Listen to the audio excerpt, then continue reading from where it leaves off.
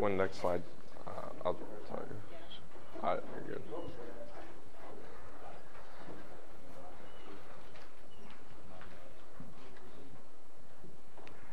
All right, good afternoon, everyone. This is going to be a little bit different speech than you're probably used to around here. I'm basically going to be giving you a speech about my summer adventure and just kind of showing you who I am as a person and what I went through and kind of the life lessons I took. So this is my quote, what I lived by this summer. Have you, all you guys read Into the Wild? How many hands? Let me see hands. Into the Wild. So basically, I lived into the wild this summer. At least that's what I think. A very basic core of a man's living spirit is his own passion for adventure. So what this quote means to me is, if someone doesn't have adventure, then what is worth living for? And I kind of took that this summer to heart, and I just took off. So you're probably wondering, what did I do? I was sitting around that summer, and I was just bored, sitting on the couch like a regular college student.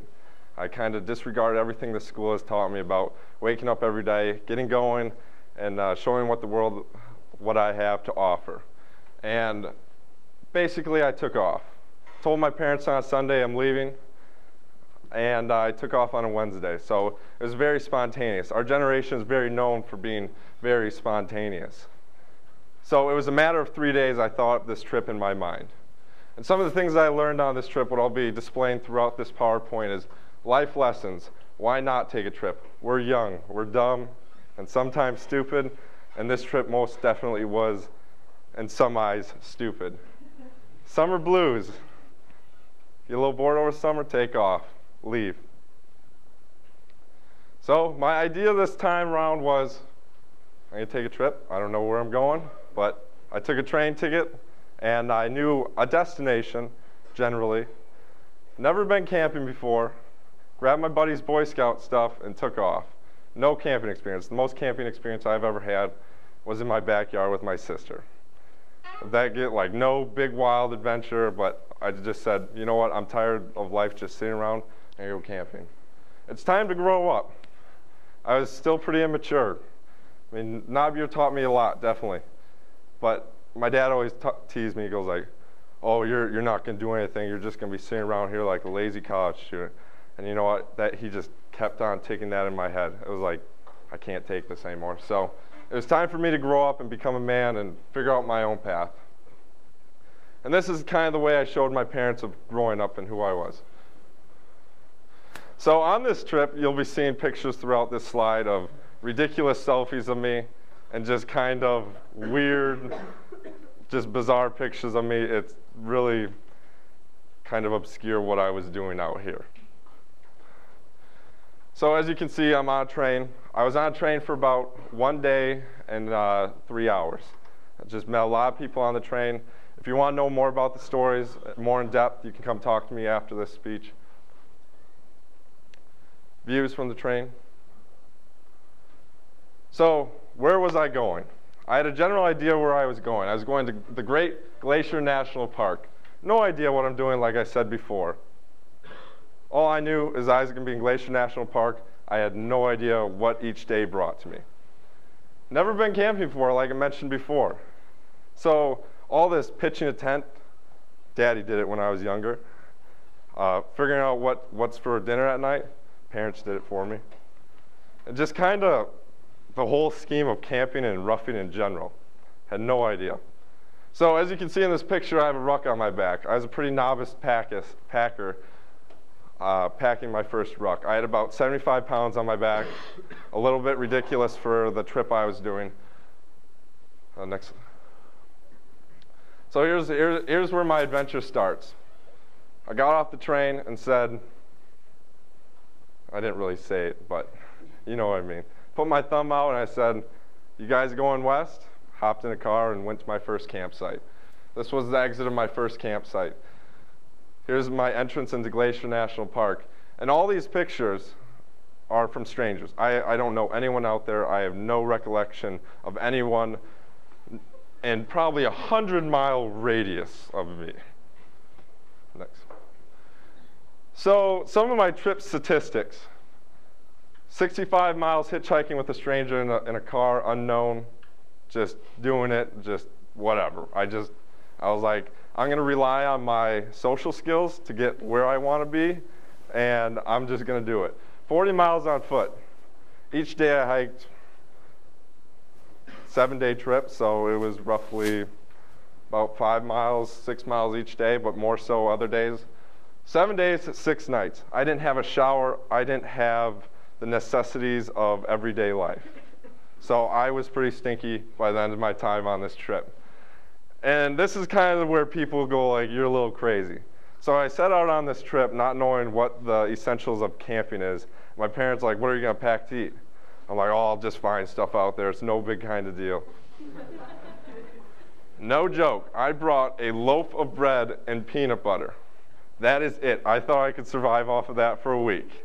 I brought that. That's it. And some honeys and peanuts, but that's besides the point. This was my campsite the first night. I had my ruck and my one-man tent. Let me tell you, I barely fit in that tent, so it was uncomfortable sleeping every night in that tent. So I walked in the park first day.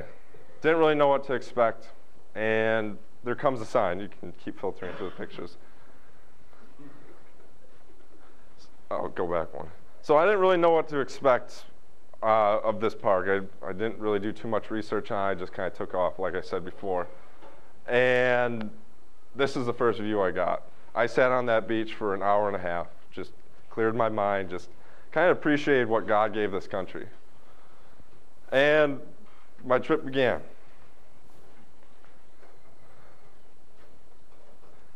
So this was my first hiking excursion. I went into the ranger shop and said, I want to camp front country where everyone sleeps.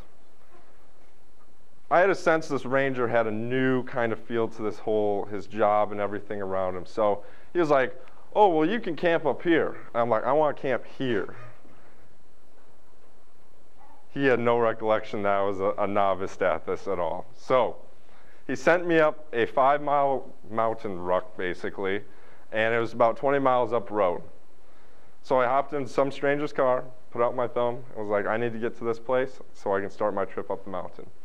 So I'm taking my time up the mountain, and I just say, you know, I'm tired, I want to get to my destination. So I, no joke, with my ruck on my back, bent down and started going. No, not even thinking about altitude. I've never been big mountain hiking. I got to the top, I put down my stuff, and I was beat. My thighs were on fire, everything from head to toe. I was dirty from falling. It was just a wreck. And I'm unpacking my stuff, and I'm camping around just right around here. I'm packing my stuff, and I left my water source in the hitchhiker's car. And I'm going to stay over here in the middle of the wilderness with no water. So obviously I can't do that. I'm tired. I'm exhausted. I meet up with an Australian crew, and they give me some water to get down the mountain and stay the night. I got down the mountain. I was, no joke, picking up my feet with my pant legs, getting down the mountain. I fell a couple times. I was bloody. Needless to say, it was probably a little dangerous, but I got off the mountain. And I needed food, and I was like, I'm just tired. I just need food right now. Just get me whatever you have. So I went in this fancy hotel. Everyone's wearing their dress to the nines, and they're Columbia, they're like the Barbie of, I don't know, Barbie of the Outback, you could say. But I walk in there, I'm bloody. I sit in this fancy bar, and I go, I need a beer, a water, and a burger ASAP. I don't care how much it costs. And they serve me, and everyone's looking at me like, oh, who is this guy coming in my fancy and all this? And needless to say, they weren't very pleased with me. But I made a good time had a good time with the waiting staff and whatnot. So that was my first adventure out in the woods. Hike 2. Second day came around, and I woke up, and I was sore as all get out. I couldn't feel my legs. So I stumble up to the latrine, and I saw this lady comes out of her tent running after me. Fairly young lady. She goes, honey, are you okay? And I'm like, I just can't walk. I'm just going on. And she goes, I got some drugs in my tent for you. And I'm like, hold the phone here. You got drugs? And she's like, no, don't worry, they're prescription and all this. I'm like, I still can't touch that stuff. And she's like, no, you buy it in the store. So I went over to her tent, examined the stuff, and looked up this stuff, what I had and what she had, and it ended up being all right. A little sketchy, but you know what? I'm living life, YOLO, it happens. So needless to say, I met a crew the night before, and I was going to hike with them for the day. And they basically said, you're going up this big hike with me. You're going to go over the Continental Divide the next day and hike 12 miles down by yourself. We just got to get you to the top. I was like, no way. I cannot go on this hike. I barely can move. And I got this heavy ruck on my back, which someone else is carrying in this picture because I'm too lazy. So we ended up going on this hike, and this is one of the most magnificent views I had up there, if you want. So we got to the top, and there was a chalet at the top of the mountain, and there was a bunch of people up there basically chilling out, hanging out, and this was the most magical moment of my life. I could maybe say that for a fact right now. I got to the top. It was me, these other people up there that I had never met before. And I took a moment by myself, and I went to go sit out and look over the horizon, and I just sat there. Nothing cleared my mind as best as that. There was no thought. It was just empty. I was smiling.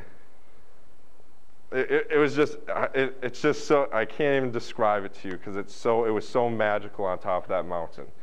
Like, I don't know how many times you guys can sit down and say, I've never had a thought go through my mind. It was just clear, just vast beauty.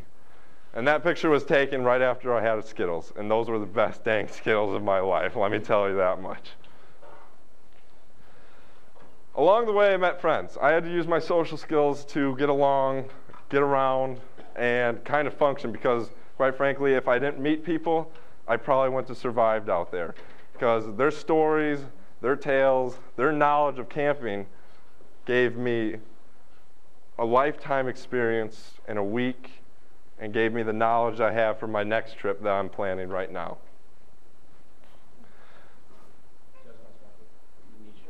Okay, yeah. All right, so these are the friends I had. This guy sat down on the beach with me. These were the friends I had at night. So lessons, step out of your comfort zone. Do something crazy. Who cares? You're young, you're dumb. Next time, take a buddy though. Just be happy with who you are. Stay weird. That's the best advice for you. You're unique, you're weird. Be spontaneous. Do something crazy. That's our generation for you. Do something crazy and wild.